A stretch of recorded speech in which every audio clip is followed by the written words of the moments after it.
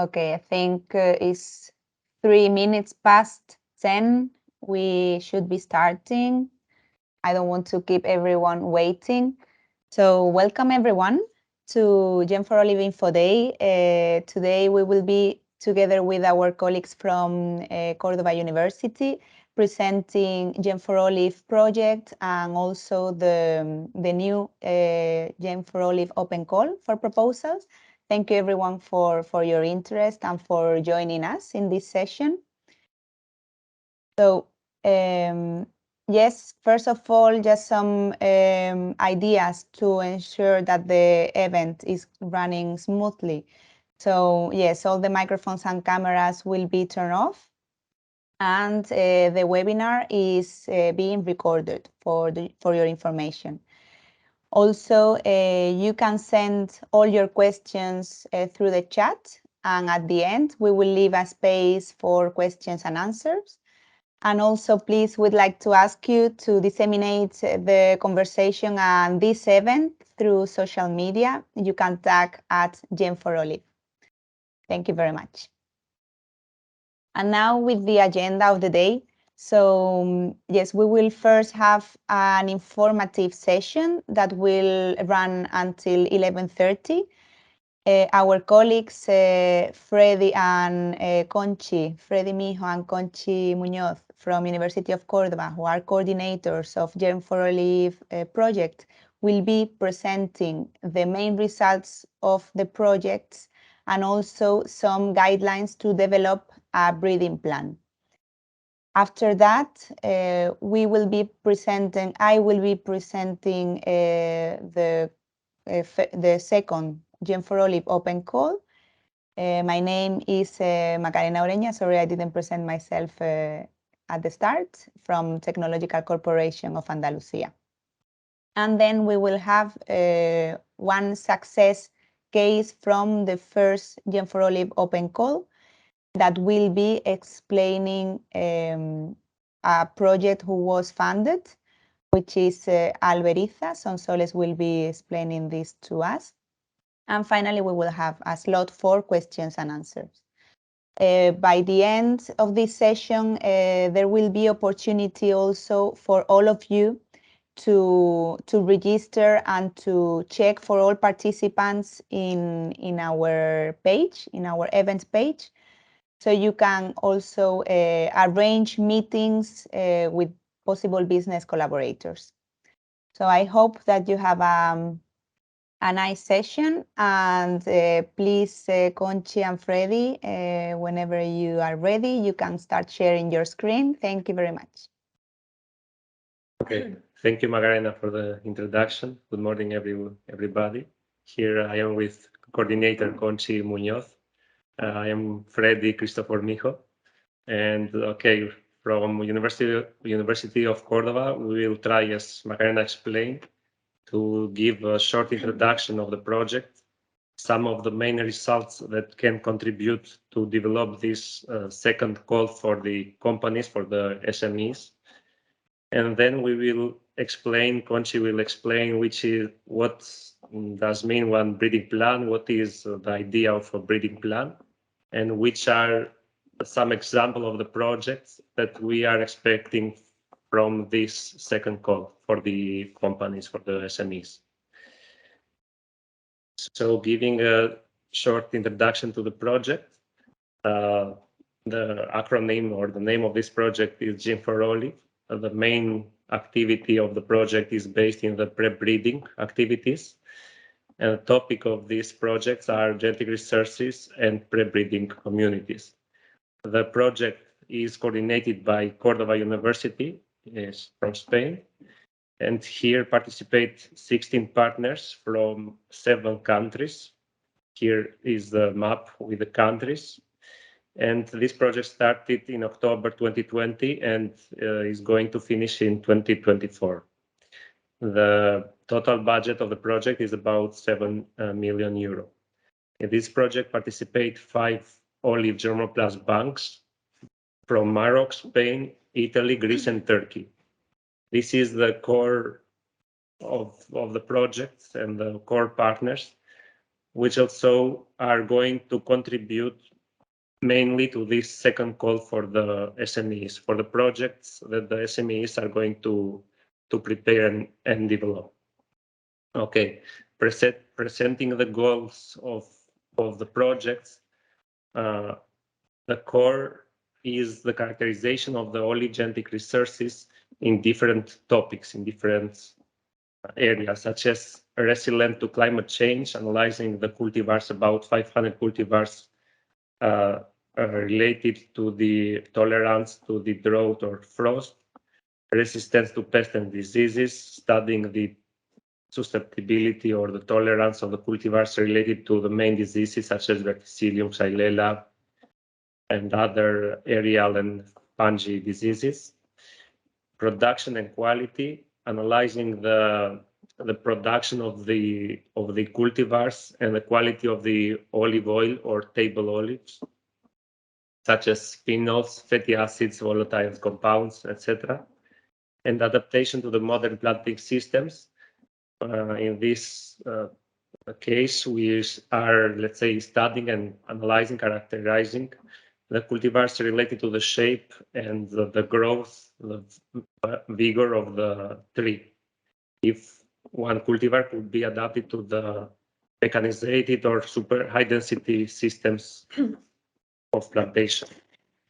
All these evaluation are being all these evaluation are doing. We are doing this evaluation under common protocols that we define it and prepare it together with all the partners in order to have comparable results and easy to take these results, easy to have easy evaluations. Also, we are inside of the project, we are developing new biotechnological tools that may help and may accelerate the breeding process and the process for the characterization and the evaluation of olive cultivars. Then all this data and all these results are going to be preserved in the germplasm banks, but also to be shared and to be compared with the rest of the end users and the rest of the germplasm banks. Also, the idea is that the future steps and the future targets taking advantages from this result and these objectives is to develop breeding in the future, such as adaptation to the climate change, resistance, having new cultivars that can be resistant to pest and disease, and other objectives. For this, we want to make these results and the genetic resources accessible to the end users and to, in this case, to the SMEs.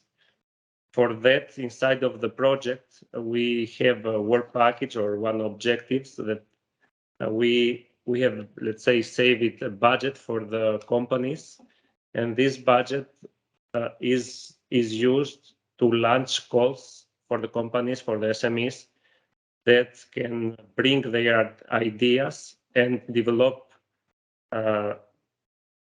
cascade projects, new projects, in the framework of the Gene for Olive project. Okay, here are the work packages of the project, or the workflow, how we are working. So first we defined the common protocols to have and to carry out the evaluation under the same protocols to make the results comparable, as I said before. We are working in the wild olives by establishing some coarse germplasm banks with wild olives, and also delimiting the zones where these wild olives are found. Then we are going a bit deeper by doing some specific evaluation to these genetic resources or wild genetic resources. Then the next work package is related to the cultivars that are found in the 5 germplasm banks that I mentioned. So there are about 500 cultivars that, as I said, are being evaluated in the main traits and in the main characteristics of the olive crop. Then in the work package 4, we are working in developing markers, biomarkers that can speed up the breeding process and the selection of, let's say, the best genotypes or the best cultivars, such as markers for detecting cultivars that can be tolerant to diseases, to abiotic stresses such as drought tolerance, and the cultivars that may have shorter juvenile life phase. Also, we are working in evaluating the environment effect of the cultivars by comparing the development of the same cultivars in different areas, in different geographic zones. So it is important to know how the climate change or the climate effect may, differences may affect the development of the olive crop. On the other hand, all these results are going to be stored in a friendly interface, in a website, let's say, that can be accessible and easy to be used by the end users. Also, we are going and we are developing two intelligence applications that can be able to detect the cultivars based in the image analysis of the endocarps of the olive stones, and also to detect the pest and diseases by photographing and analyzing this picture, let's say, through an application. So the milestones of these projects are, in a summary, are, as I mentioned, the evaluation of about 500 cultivars that are found in 5 germplasm banks about these main topics: abiotic stress, biotic stress, agronomic characteristics, and oil quality. White olive sampling in the Mediterranean basin, development of early selection markers for breeding methods, development of a database and applications, and then, which we are going to talk today, is the launch of the calls for the SMEs to have projects and ideas by the companies. And then there are some other work packages that are dedicated to co-creation, communication, and coordination.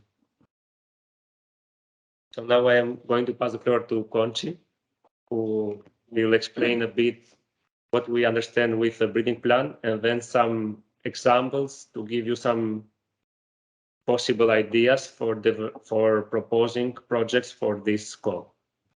Okay, thank you, Freddy. Good morning to everyone. My name is Conchi Muñoz Diez, and I am the coordinator of the Gene for Olive project. And as Freddy has explained, the main goals, the main object of Gene for Olive is first to characterize olive genetic resources. We are characterizing the whole consortium more than 500 olive cultivars from the whole Mediterranean basin.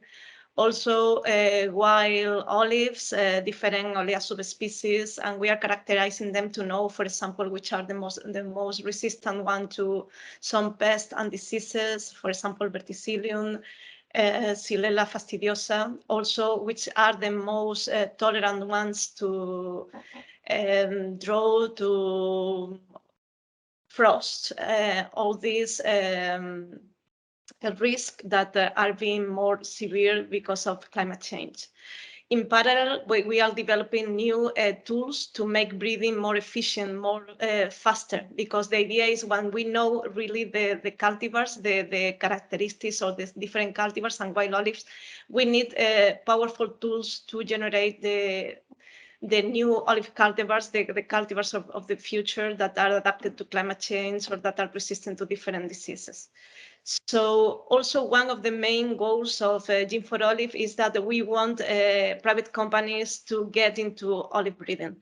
In other fruit crops like apple, peaches, pear, companies are a fundamental piece of breeding. There are public breeding programs, but private companies have a key role in the development of new cultivars. Then we want private companies to start thinking in olive breeding. And we also want to help those that are already doing breeding in olive. We want to help them to keep working on breeding. So first of all, what is a breeding plan?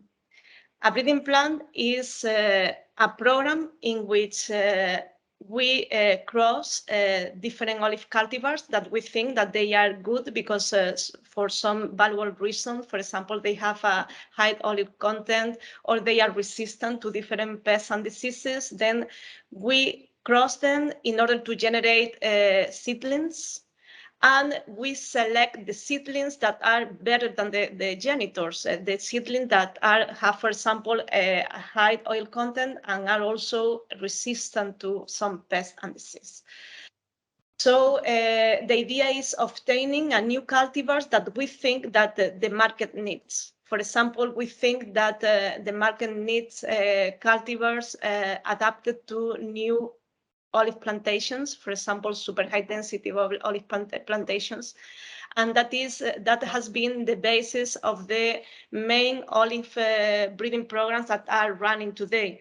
For example, here at the University of Cordoba in the 90s, a breeding program started with the goal of generating new olive cultivars adapted to super high density conditions. Now we are also working in new cultivars adapted to some pests and diseases.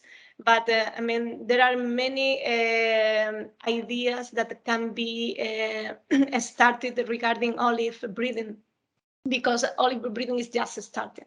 Then we want to promote, we want to encourage private companies to get into breeding at different levels. So this second call of project is to encourage companies first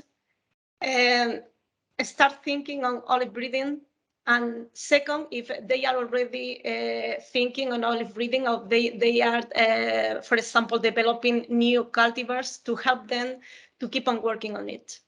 So although the goal, the concept of the goal is very easy, and we don't want to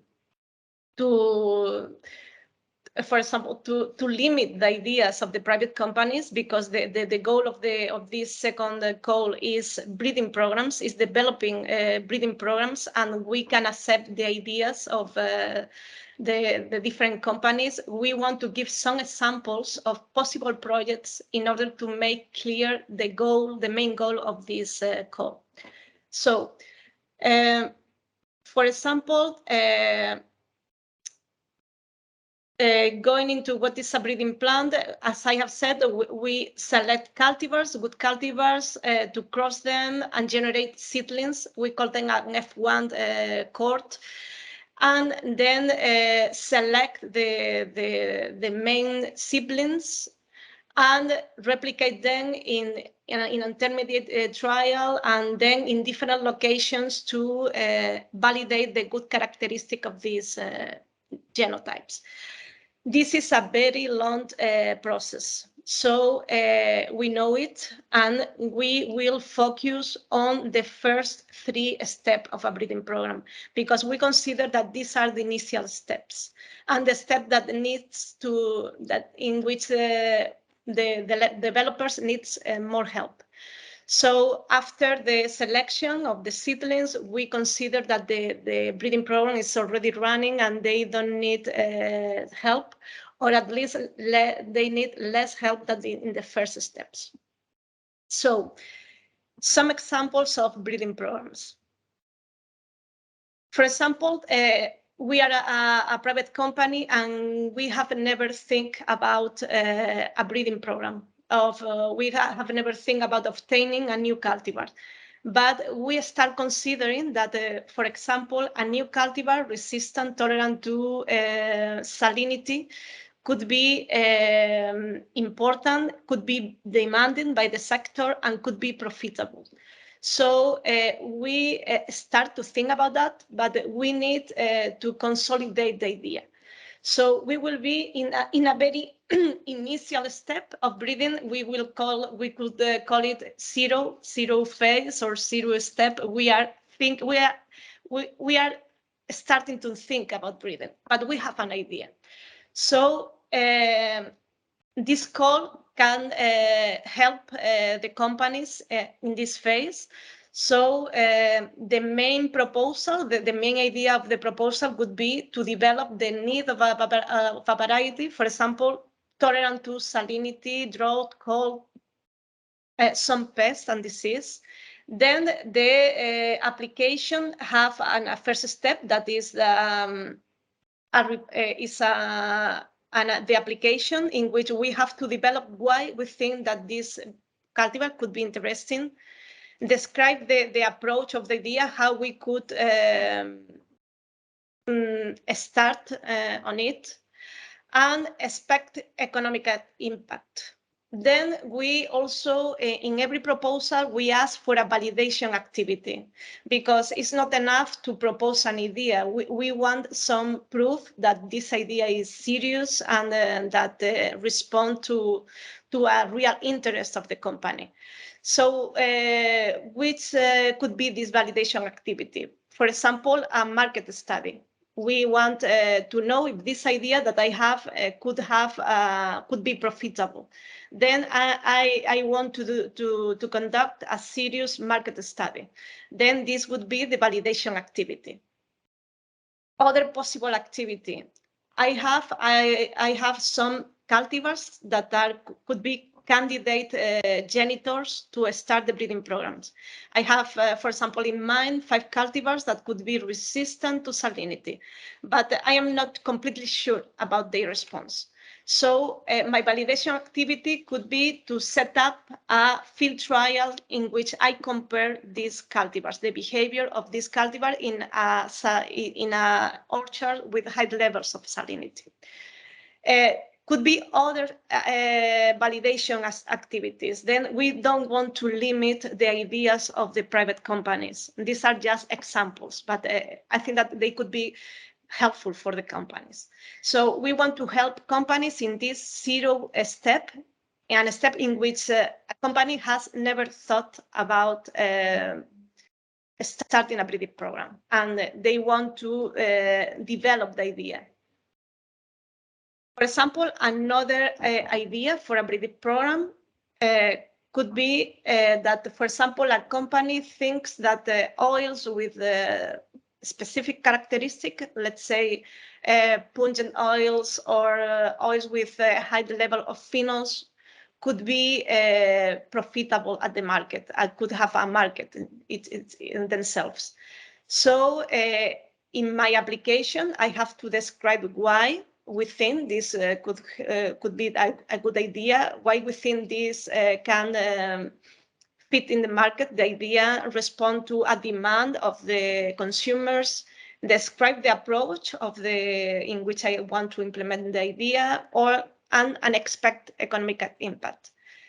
Then I want to think on a validation activity. What could be possible validation activities? For example, conducting organoleptic tastings or studies in the markets in which I think this product could be successful. For example, imagine that I think these oils with high phenols could be very profitable in an Asian market. Then I want to conduct or a market study or tasting studies, tasting events in these markets. Those could be possible validation activities. And still, I would be in this phase in what we have called a zero step, a step in which I started to think that breeding could be a good idea. Breeding could be a profitable activity for my company. Then Gene4Olive want to push these activities, want to help private companies at this step. We can be in other stages of development. For example, maybe I am a company that has already thought about starting a breeding program or has already started it. For example, imagine that I am a nursery company and I have already started developing a breeding program. I have already selected the genitors, the cultivars that could be good fathers for my new variety. But now I need to conduct the crossings, the directed crossings, to germinate the seeds, to grow those seeds. Then this idea is also within the scope of this call. For example, in that case, in the call, in the application, I would have to describe why we need this idea, these cultivars that I am breeding is important. Describe the main step that I am taking in order to breed this new cultivar and the expected economic impact of this new cultivar. Then the validation activity in this case is quite clear because it could be related with conducting the crossbreeding, the directed crosses, start the germination of the seeds, the growing of the plants, and other similar activities. Then in this step, we consider that a company has initiated a breeding program, but they are just at the beginning and they need some help. Then Gene4Olive can provide a bit of money for helping to keep on working on this breeding program. Please keep on developing this breeding program. The company could be in a most in a most developed step. For example, again, I imagine that I am a company, a nursery company, or another kind of company in which I have already I already did the crossings, the directed crossings. I have the seeds. I already germinate the seeds, but now I need to grow the plants and establish the first comparative orchard. I need to put these seedlings in the field and start the evaluation. So this call can also budget these activities.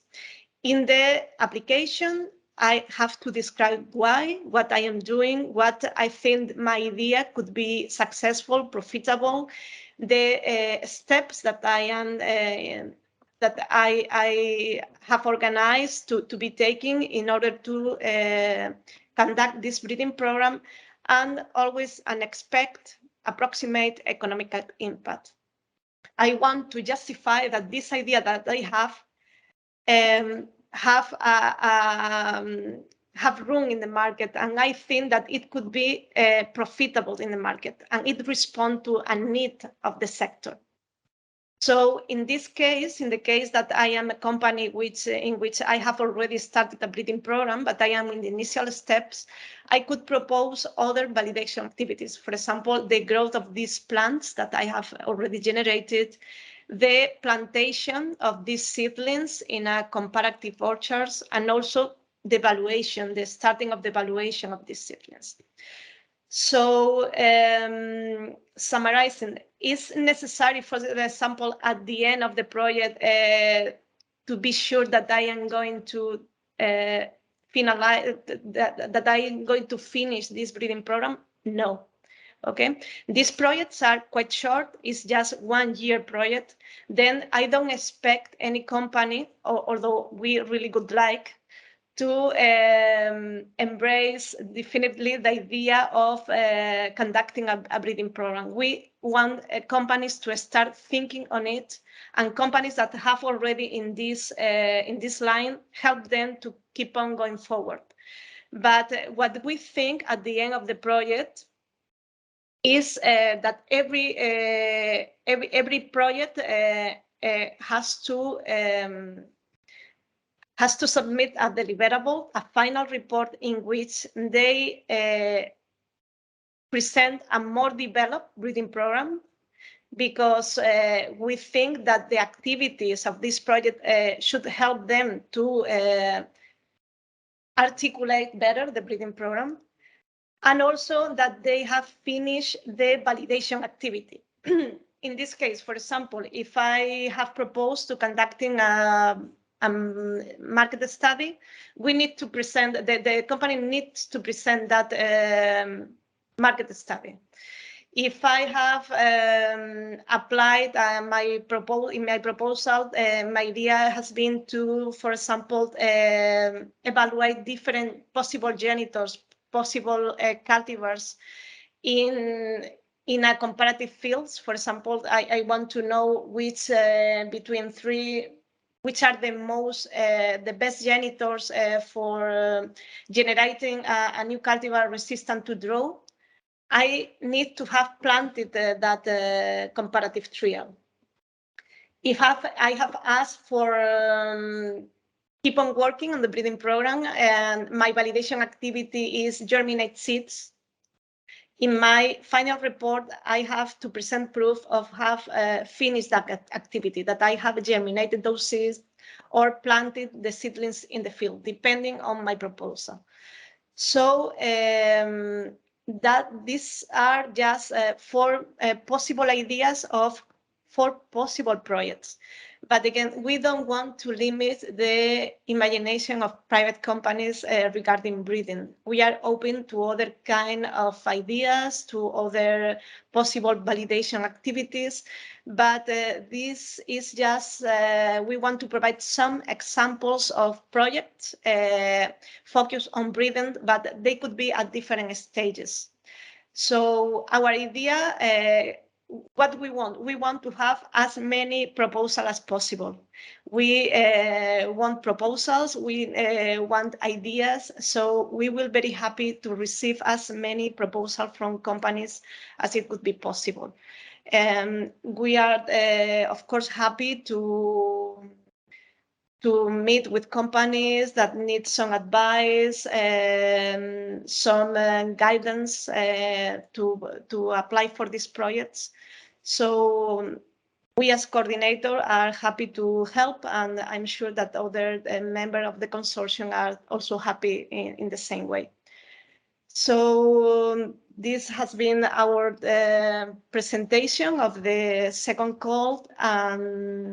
Now the CTA, we will provide the more specific details about the application and the different requirements that have to meet the application, and when you can find it online, the dates for the application, etc. Then thank you very much, and I hope this short presentation has been helpful for you. Thank you. Thank you, Conchi and Freddy, for all these ideas to stimulate companies to participate in the open call. I will now share my presentation.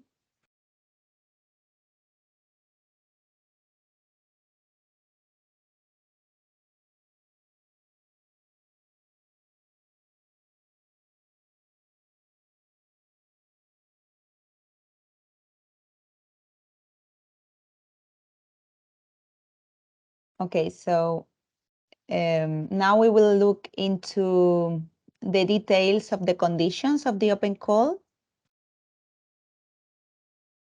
This is the agenda of this presentation. So first of all, we'll look, although Conchi and Freddy have already mentioned that, but we will mention why we decided to produce this call for proposals, who can apply, what activities and what costs are eligible, when can you do the application, how is going to be the evaluation, what are the reporting and the payments, and also how to submit. And at the end, some questions and answers. So yes, just a reminder that the main ambition of the Gen for Olive project is actually to accelerate the mobilization of the genetic resources. So here, a call for proposals has been designed in order to promote interaction between the main stakeholders in the olive sector, which are nurseries, breeders, cooperatives, SMEs, with academia, which that have actually the scientific knowledge and also the genetic resources which are available in Mediterranean countries. So this is the context of the call for proposals. And also, well, here the main beneficiary has to be an SME. So the call has actually been designed taking into account the needs and the conditions of an SME. First of all, we want the SMEs to reach results in short term. So the project duration is only 1 year. 1 year. Also, we need some really applied and with a strong commercial projects. So we have defined a set of topics also, although the call is quite broad. Also, we have tried to create an easy application process. As you will see in the application form, it's quite straightforward and short. Also, reports are required to submit the applications. And yes, here another point in this call is that you will always have direct interaction with the funder. So in fact, what we are doing here is to fund projects with European funds, but as the main funder will be CTA as part of Gen4Olive project, we will be always in touch with the applicants. So just a reminder of what an SME is in accordance with the definition of the European Union. So all applicants have to have a staff of less than 250 persons, a turnover of less than 50 million, and a balance sheet total of less than 43 million in order to be eligible to the call. Also, it's important to check the eligible countries. So all SMEs which are established in EU member states, Horizon 2020 associated countries, and third countries can apply to this call. You can find in this link more information about the list of countries. The presentation will be uploaded into the website, so you will have easily access to all this information. So here, the applicant who is submitting the breeding plan is the direct beneficiary that will directly receive the funding. Other type of entities such as research centers or germplasm banks or universities, technological providers or other large companies can also participate in the project, but as subcontractors or as collaborators without budget, as long as they are also established in a EU member state or an associated country or third country. Also, it's important here to remember that Gen4Olive partners can participate as collaborators, but they cannot be subcontracted with a budget. And well, regarding the eligible activities, Conchi has already done good remarks on this. But as a reminder, here we will be funding the design of breeding plan and also the validation activities according to this breeding plan. And here some of the high topics that we are managing under Gen4Olive project, which are climate change effect resilience, pests and disease resilience, high production varieties, production of high quality varieties, production of excellent agronomic performance. And also a reminder about the compulsory deliverables that you will have to submit. So first of all, you will have to submit a technical breeding plan. based on all the project objectives, and also the results of the validation activities in order to demonstrate that the plan is actually feasible.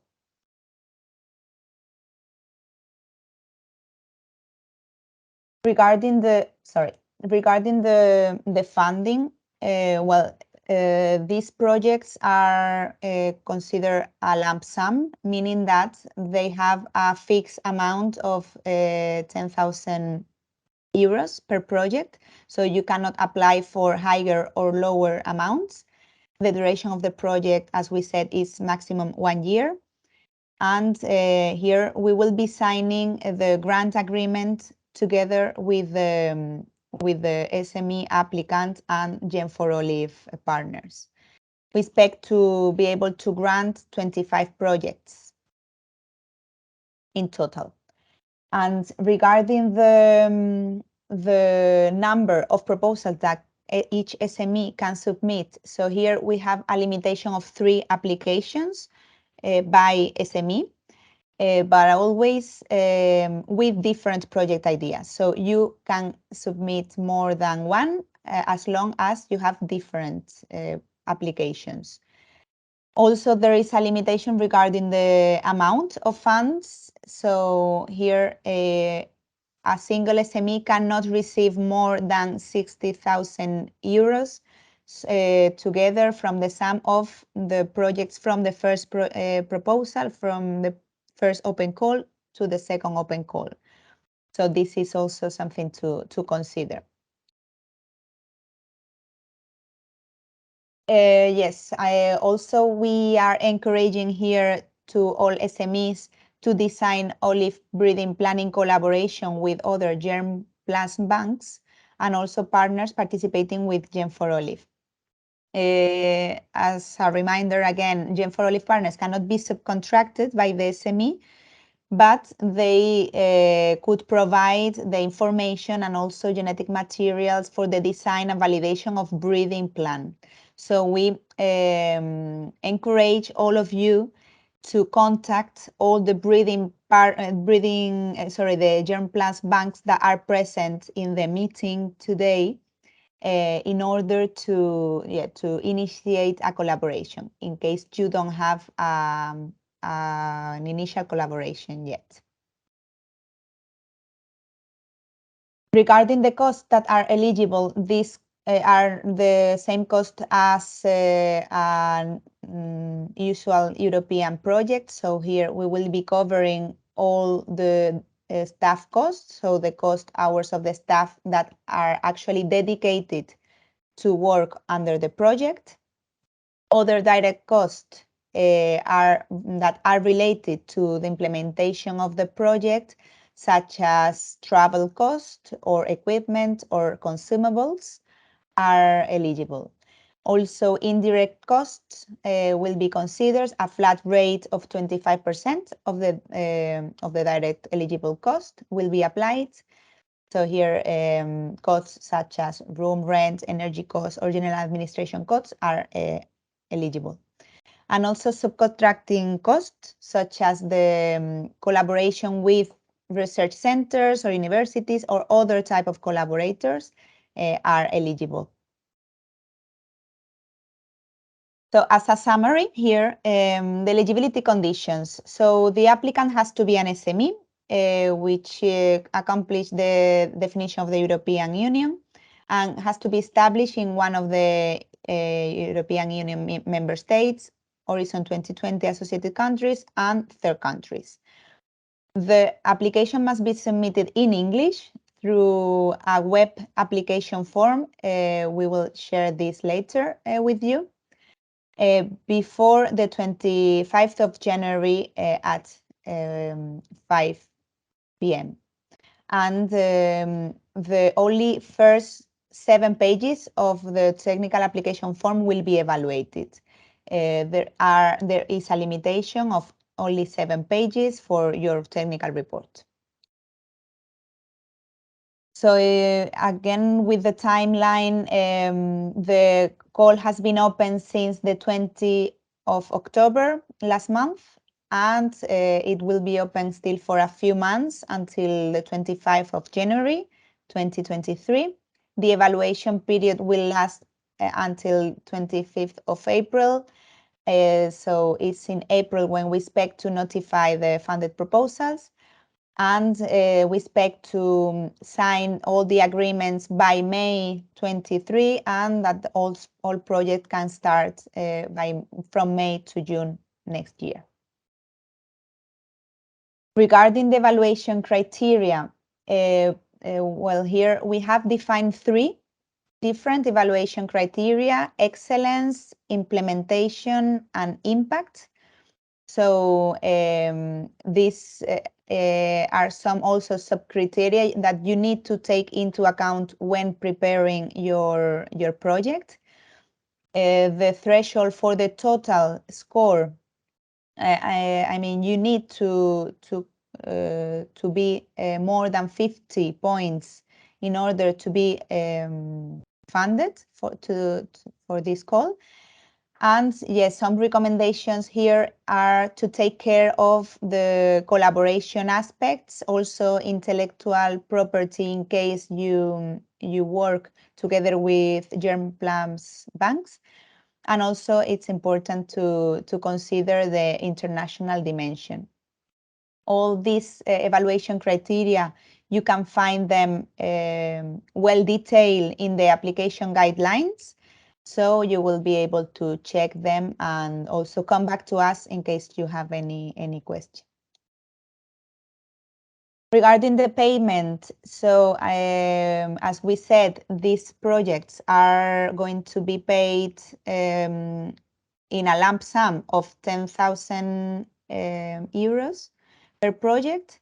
So there will be a first pre-financing just after the signature of the contract. We will be paying the first half of the total amount at maximum 30 days after the signature of the contract. And at the end, we will have, after the revision of the deliverables, we will do the second installment, the second payment of the pending 50%. Also, all payments will be directly done to the SME that is applying. Regarding the reporting, all beneficiaries will have to submit a final report with some technical documentation regarding the description of all the activities implemented, the results achieved, and also if there has been some deviation.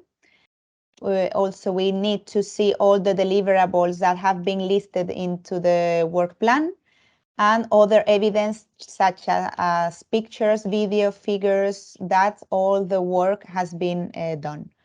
And also we'll be asking for some financial statements. We'll ask for the explanation of the incurred expense for each type of cost.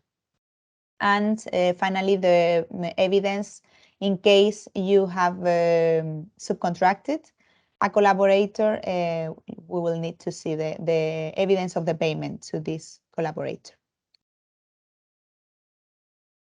Here in this slide, you can find the link to the guide for applicants, where you will find all the explanations from this open call. Also, you can always contact us in this email, contact email, or please check for your country or your local contact point that you can find in this table. We have a contact point from each one of the countries that participate in Gen4Olive. So you can always reach them to ask for your questions, as they will be helping you in the process of applying for this open call. And regarding the submission, the link is gen4olive.grantplatform.com. As we said, it's quite an easy application form. You just have to first register with your details, and then you will be asked for some short applicant information regarding your SME status as we need to check that you are actually accomplishing the conditions of an SME. We will be asking for information regarding turnover, number of employees, and also balance. If applicable, if you have a subcontractor, we will be asking also for some information about this subcontractor. And there is also a section where you can upload the application form, the project, the actual project report, which, as we mentioned, is maximum 7 pages. You can download also from this link the template. And finally, you will have to respond to some compliance and declarations. So the process should be quite easy, but as we said before, we are always available to answer if you have any doubt during the process. So that should be all on my side. I think we will now go with the presentation of our beneficiary from the first call. Thank you very much for listening. Let me just check if, yes, Sonsoles is already in the room. Welcome, Sonsoles. Thank Nice you. to see you there. Nice So to yes, see you. as I said, I'm just going to present Sonsoles. She is actually a beneficiary from the first open call. She is the CEO from Alberizas, and they actually have been and are still executing their project funded from the first call, which is Oleodiversity. Let me just share her slides. Well, it's just one. I'll be talking about the project. You can stop me whenever if I start giving a lot of information, and also apologize beforehand because I'm at a farm and there's some horses around and people coming in and out. But this is life, and we are supposed to be, I mean, better environment or scenery than this to the presentation. And I couldn't find. So we hear you perfectly, Sonsoles. So don't worry about that. The floor is yours. Okay. Thank you. Okay, my pleasure. So, good morning, everyone, and thanks to the corporation for asking me to present oleodiversity, and also for the opportunity that they gave us and to develop our project, because otherwise it would have been more difficult to develop and most definitely slower to implement. So we were presented in our call. We were presented with the opportunity to submit innovation or proposals in order to tackle the different challenges that the sector or field were having, from drought to climate change to productivity and market access or plagues and diseases. So it was addressed from genotypes or technology that could tackle or address or provide solutions to these challenges. So we in oleodiversity, we decided that the best approach was to bring all the varieties and genotypes that are existing, and they have proven to be able to address all those challenges. So oleodiversity is mainly a research and recovery study of traditional varieties and different genotype of olive trees in current cultivation or mainly abandoned or ancient, with the aim to put them into value, and if that would be suitable, exploited according to the challenge brought by the current situation, climate, economical, social. The approach is based on the evidence of the existence of many genotypes that have been selected for generations that have not been properly exploited to their potential, have been largely shelved, either because the selection criteria have evolved or because many of them have not been cultivated in a physical environment in which they could express their true potential. The innovation try to go further and based on the discovery made by local cultivated olive genotype beyond the ones represented in the Cordoba's Germo plants bank, standing out some of them selecting them for their agronomic features. This characteristic may result in technological improvements over traditional varieties, consider that certain features such as oil quality, resistant to cold or drought, easy harvesting, etc., of these varieties might not have been of interest in the past and thus did not become widely cultivated.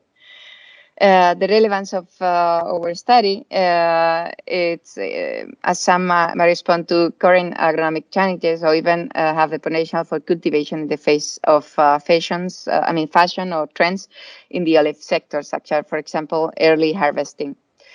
Our project aimed to characterize, select, propagate, and build a reservoir of those selected varieties and propose development to overcome or at least mitigate the actual or future challenges, taking into account environment, nature, farmers, and markets priorities. By characterizing these genotypes, we plan on taking them to a reserve. What we're trying to do is just, we have gone over mainly through varieties that were exploited in Spain or were found in Spain, and actually trying to propagate them because we know of the resilience, for instance, to drought, of their organoleptic characteristic and their productivity, or how they manage to have production every single year, or even the ability to regenerate or help the biodiversity.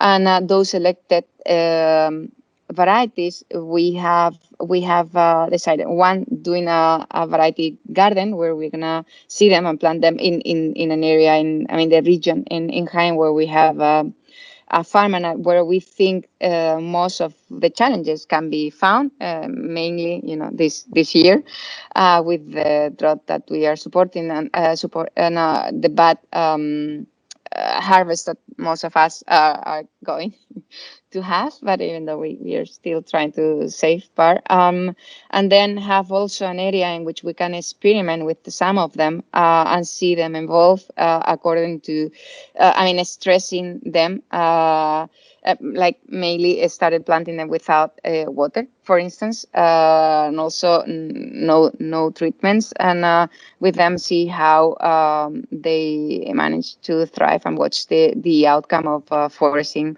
expected results. So I don't know if I have many details and information, but I hope it's clear what we is submitting, what we are doing right now. But I'm open to questions. Maybe that will be easier to explain and go through information. But for examples, we have seen. In our research, we have seen not experimental, but fields that were planted with variety, not none, and they were hardly irrigated, not treated at all. And in spite of the current situation, the seedlings have are growing and seem to do very well in spite of not having been treated or irrigated at all. In my case, one of the plots of land that they were planted like 40 years ago, I haven't have any irrigation at all. It was just natural. It's also due to the soil, most of it, and the orientation of the. But they have they haven't lost the harvest, and actually we are going to start a campaign this week and that's in that plot, and the rest where we started with irrigation or were planted with irrigation on the plot, they are mostly gone, and just a few 100 trees are going to have production, whereas the others have none at all. So this is our project, and hopefully when we finish, there will be a catalog of varieties with all the features that could be helpful to plan and design farms and in traditional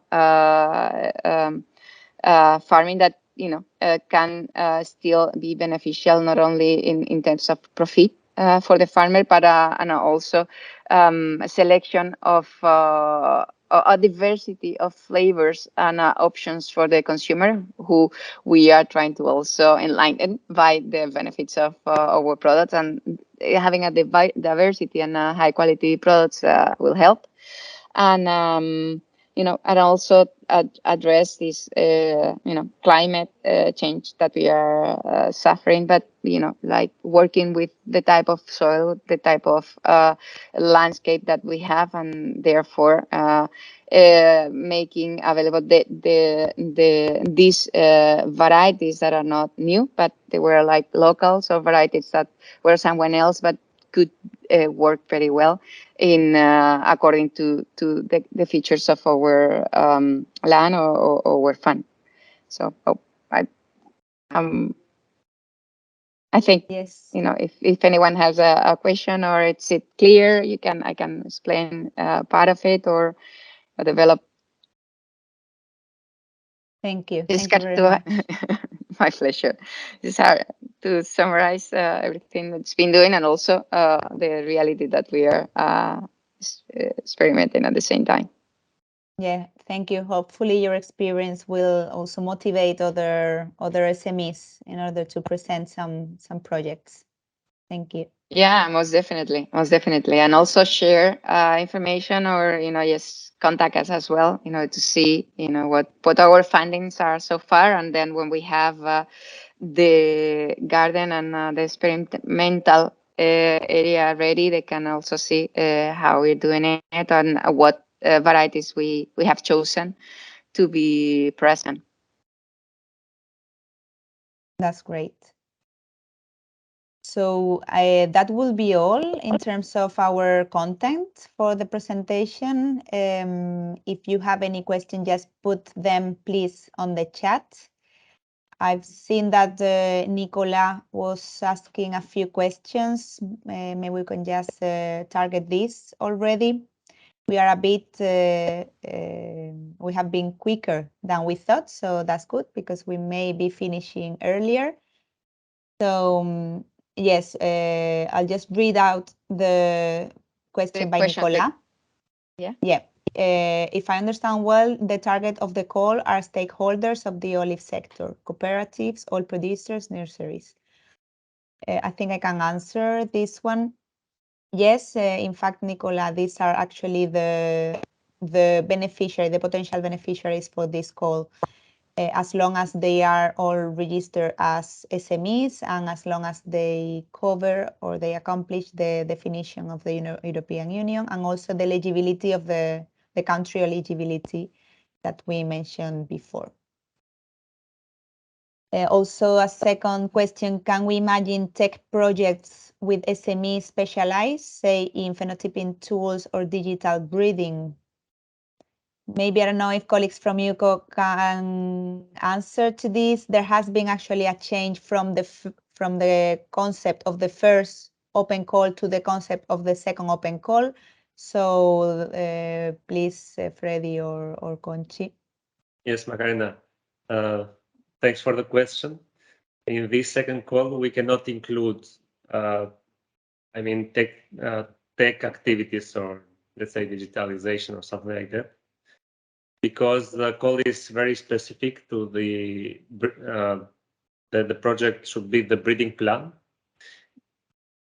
Maybe if there will be a objective as not the core of the projects, it doesn't mean that it's totally, let's say, should totally forbidden. But the core of the project should be the breeding plan and the validation activity that show that this breeding plan makes sense and is going to be consolidated during the year of the project, during 1 year. the project. So I would say not, because we also asked it to the European Commission about if we could, let's say, include tech activities or tech objectives to this second call, but not as, at least not as main activities or the call of the project. Yes, I mean, we also try to extend this call to tech activities, but we will receive a negative reply from the European Union, because they told us that this call was focused on breeding, and it was focused on breeders and farmers. It was not focused on tech companies. So it would be kind of a way of deviating the main target of this call. So in principle, it's not the idea of the call. I mean, but if any company has a specific idea that they think that they could fit, then we are always open to talk specifically about this possible idea and think if they could fit some way in the terms of the call. Then please, any idea, we are happy to discuss about it and check if it could be possible or within this the scope of this call or not. Then please don't hesitate in contact us. Yeah, okay. Thank you for that. And thank you, Nicola, for asking. I think there are not other questions. You can always reach us in our email or contact your local contact point. I think just there is another question.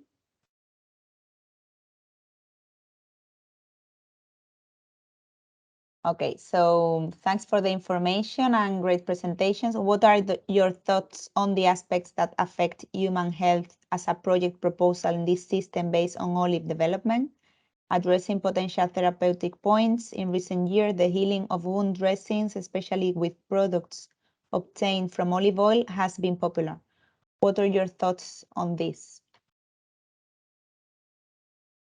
Yeah, so this hasn't been included as a the therapeutic results or the nutrition results hasn't been included as a specific point, but I think we are not closed to this. But please, Conchi. Yeah, the idea is that the goal of the call is breeding programs. Then the idea should be always to breed a cultivar with a specific characteristic that are, and this cultivar is needed by the sector because some reasons. So this call is not focused on the developing on new products from the olive oil or the developing of new products. The idea is to develop a new cultivar. For example, we could think that if the idea is, for example, to breed a cultivar with high phenolic content, because we think that this high phenol content could have therapeutic a therapeutic application. I mean, that could be the justification of my breeding program. But the object of this call is to breed cultivars. It's not to develop new products derived from olive oil. So we think that olive oil has, and in the future could have more therapeutic application, or it can be treated as a medicine itself. It has, for example, a very high phenolic content. But the idea to address that topic, the idea could be to breed a new cultivar with a high phenolic content. And why? Because I think that this new cultivar could have therapeutic or healthy conditions that could make this cultivar attractive for the sector or for the consumers. But the developing a new product derived from the olive oil is not the goal of the call. Yes. Okay. Thank you for that. Just a few seconds to see if there are any other questions in the chat.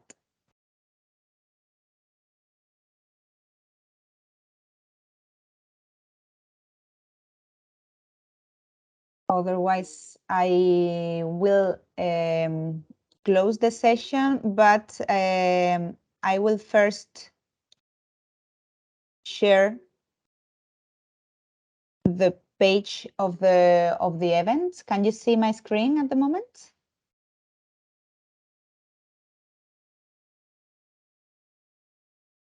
We see you Yeah. now. Okay.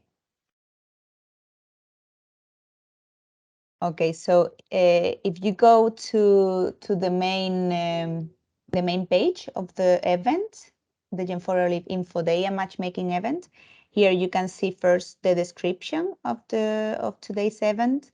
But if you also go to participant list, you will be able to see all participants here, and you should be able to request meetings to those who are available for a meeting. So here you will see in blue this box, request meeting, and you can just contact them and request meetings from now from 11:30 to 2 p.m. So we really encourage you to try to develop some collaborations and to use this tool in order to check for potential collaborators for this open call. And on my side, that will be all. Thank you very much for everyone who attended, and also to the speakers. Thank you, Sonsoles, and also Freddy and Conchi. So stay in touch and let us know if you have any problems with the submission or if you have any questions. Thank you very much. Thank you, Macarena. Thank Bye. you. Bye-bye. Bye. Bye-bye.